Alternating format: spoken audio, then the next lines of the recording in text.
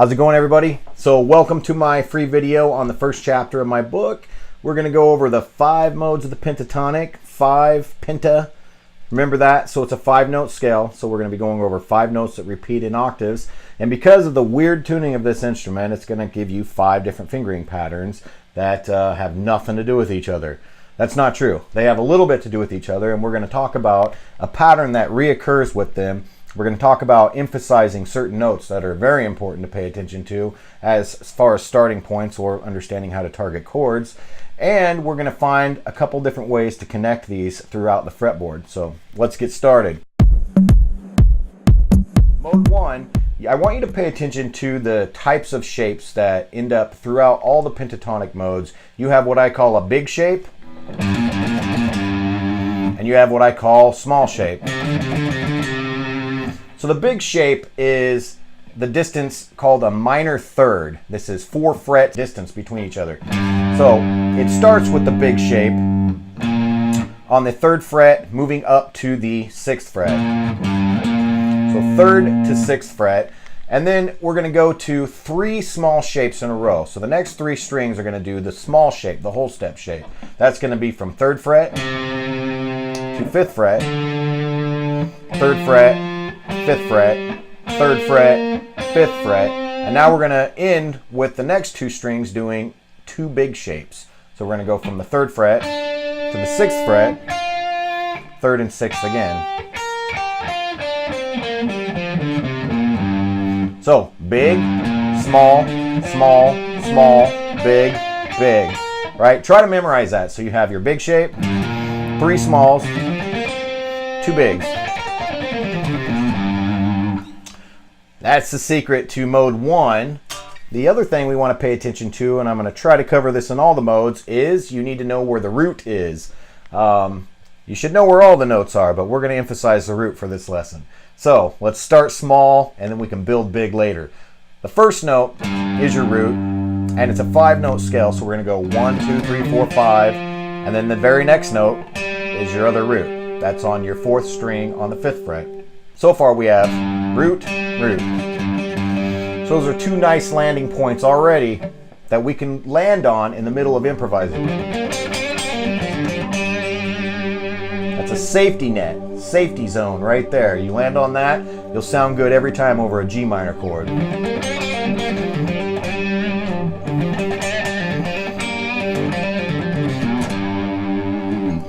All right, and our final root is going to be no surprise because the E string has another E string. So the first finger on the 3rd fret of mode 1 on the 1st string.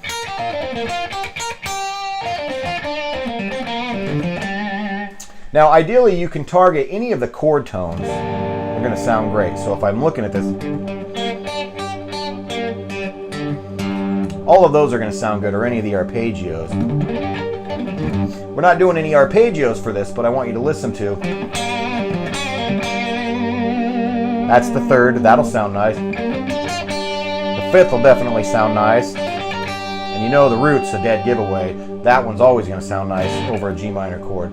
Now there's other ones you can do to create tension. You could land on a 4th. That's going to have this suspended type sound, or create a little bit of tension or a lot of tension in some cases. You can also work on the 7th. So all of the degrees of the scale are written on your diagram. Try to take note of those, but for now, the main one, like I said, is the root.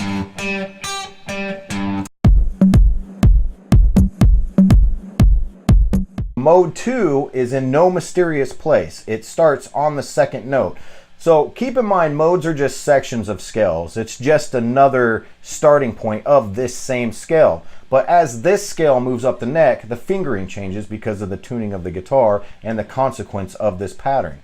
So the pattern is going to basically be starting in a different part. So if we looked at the intervals, that would make more sense. But we're going to try to memorize this by shape first. So go to your mode 1 again.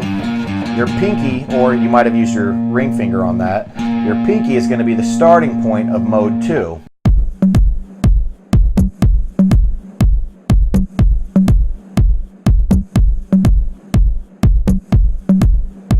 So it starts on your 6th fret to 8th fret, And then we're going to move to the next string, and we're going to go 5th fret, 8th fret, 5th fret, 8th fret, 5th fret, 7th fret, 6th fret, 8th fret, and then 6th fret, 8th fret. Now that's the tricky zone right there for most people. And the other thing you're noticing maybe is the 3 smalls aren't stacked, again, because we're crossing what I like to call the Bermuda Triangle of guitar tuning.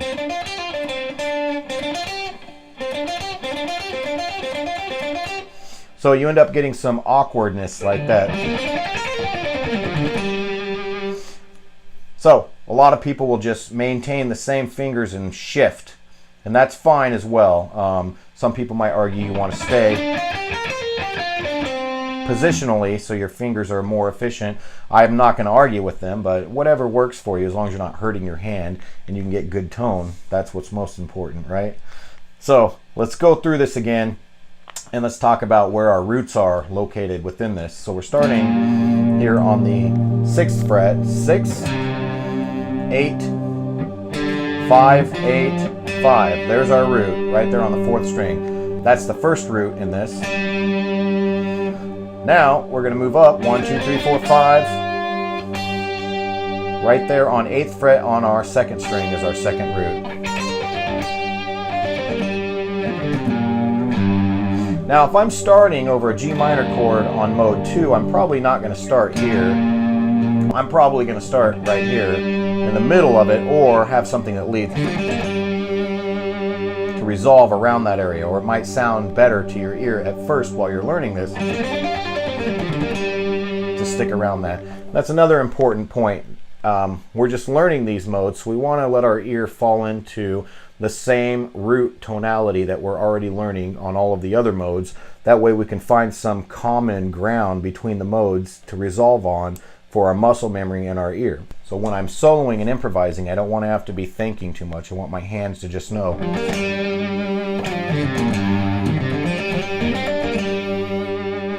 want to know where those notes are. So moving on to mode 3, the second note of mode 2 starts mode 3.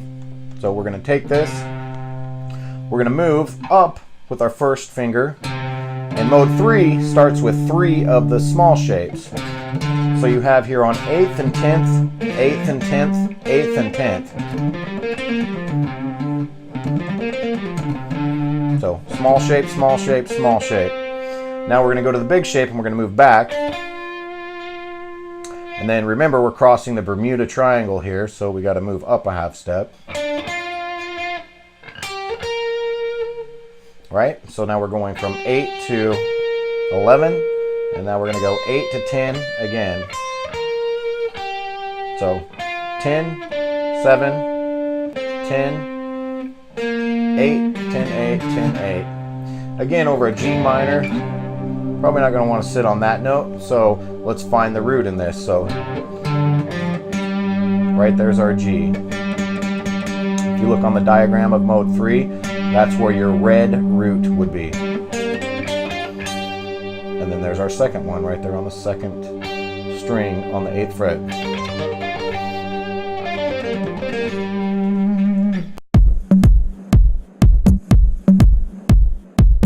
Here we go with mode 4. Mode 4 starts again on the 2nd note of mode 3. So we're going to move up to mode 4 with our first finger starting on the 10th fret, 13th. Now this one starts 2 big, 3 small, and then a big. So we're going to go 2 big shapes on 10 and 13, 10, 13, 10, 12, 10, 12, and our third small is going to be 11, 13. So again, we got to shift up. And then we're going to go back to 10 and 13. So 10, 13, 10, 13, 10, 12, 10, 12, 11, 13, 10, 13.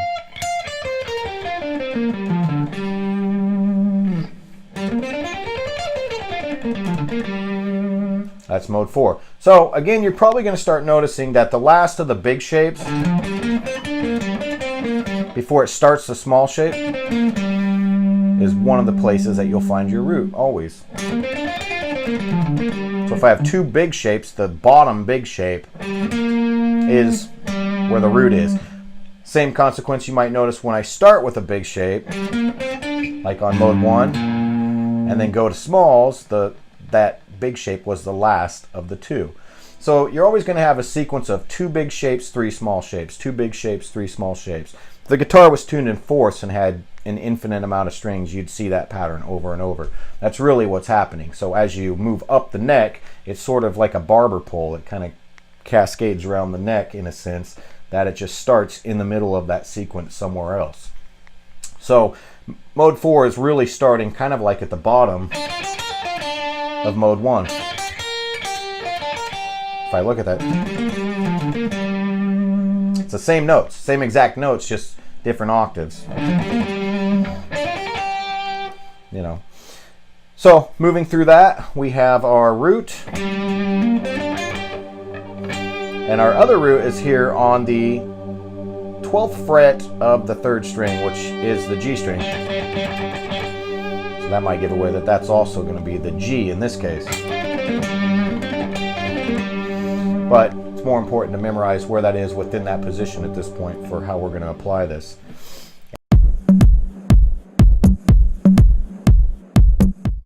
And the last but not least is mode 5. Mode 5 is going to start on the second note of mode 4. So move up, and it's going to be 2 small shapes, 2 big shapes, and 2 small shapes.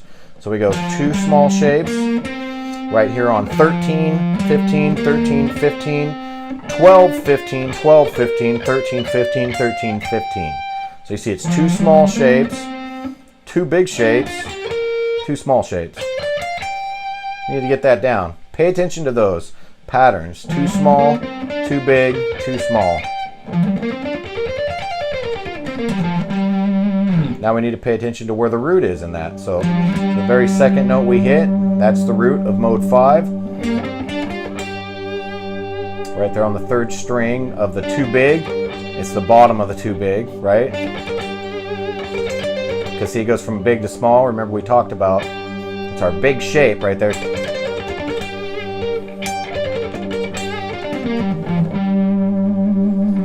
That sounds nice to resolve on that.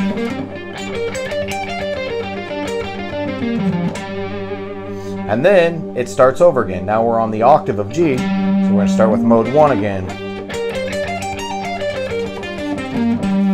Now I want you to pay attention to the fact that we just played mode 5 behind mode 1. So that same consequence, what's behind that is mode 5.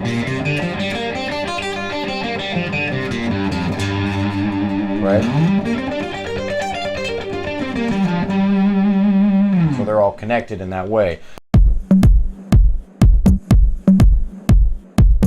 So I kind of look at it like, you know, mode 1 is the head, mode 2 is the neck, mode 3 is the torso, mode 4 is the legs, and mode 5 is the feet. So if I see a foot, I know above the foot is a leg, and then I know above legs is torso, and I know above a torso is a neck, and then I know above a neck is a head.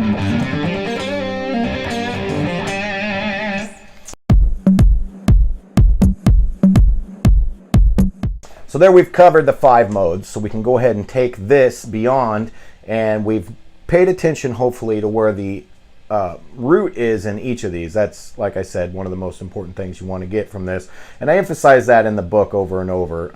That's kind of the key to understanding how to target notes. Essentially in the book I'm giving you the recipe to understand where the root is, but if there's other chord tones, obviously you just do the same exact method and apply that to all the rest of the chord tones.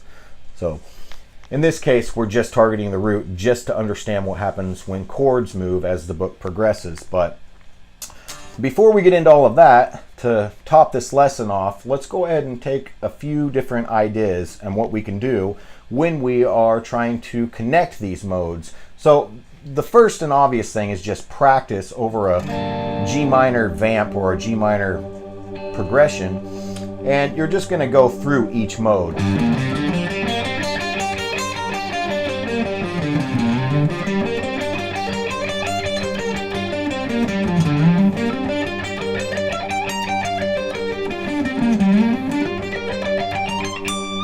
until you run out of frets. Now that's going to sound pretty boring after a while.